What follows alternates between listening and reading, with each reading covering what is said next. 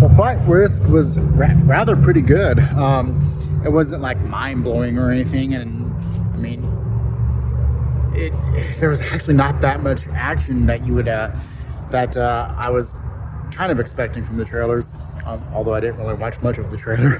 um, and then I do remember Topher Grace being in it. After all, I've always liked Topher Grace. I know some people dislike him.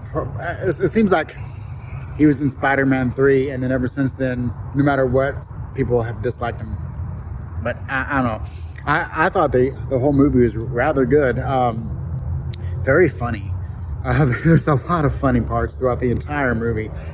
So it goes very lighthearted. Even the villain is, saying funny stuff and just doing, funny things. It's one of those movies where I think it does a really good job of making you think, well, there's like 8 characters that could be like a secondary villain or like a main villain or something like that, and you never know when a character can turn. And I think the comedy helps in this instance because, it holds your interest throughout. There's never a dull moment. It's obviously it's not really designed to be an action movie per se. There's little moments of action here and there, like little fights within the plane.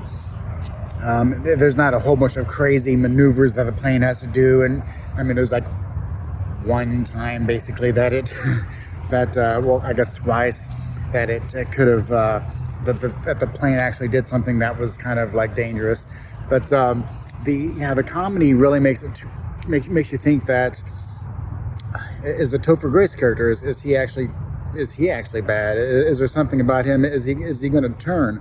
Is he going to be is he going to be somehow tied into everything?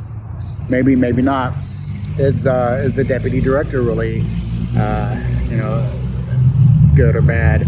Is her superior good or bad? There's just a whole bunch of characters that you hear, and so I think with the intrigue of who could be good, who could be bad, who could turn, and I think with that intrigue there, with the comedy, it kind of keeps you on the edge of knowing that, it's serious, but it's lighthearted enough that it kind of keeps you on your toes a little bit, if that makes any sense. I would have no problem rewatching this just because it is an easy watch. Everything's really fun about it. It's not, like I said, it's not great or anything, but it's nowhere near something that is just bad or even average. It's definitely above average. If I had to give it like a rating on a scale of 10, I'm somewhere between a 7 and an 8. I would say 7 as far as like depth of the movie goes, because it's just a simple movie overall, but 8 as far as like enjoyment of what you get is actually pretty darn good. So I really don't have much negative to say about it. Could it have been more? Could the action have been more present? Possibly, maybe not. I think for what it is, I think it's perfectly just fine. And I recommend it. Just as long as you know going into it to expect there to be a lot of lighthearted moments. It's not going to be wall-to-wall action. And I think with those expectations, the movie's definitely open for anybody just to have a good time with it.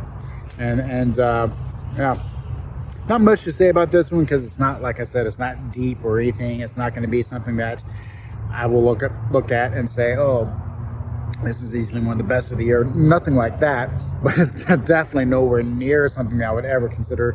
It's not a January movie. We'll say that. So we'll see. We'll see what happens in the next one. I really don't know what's coming out next week, but I'm sure it'll be something I might want to check out. And I'll catch you on that one.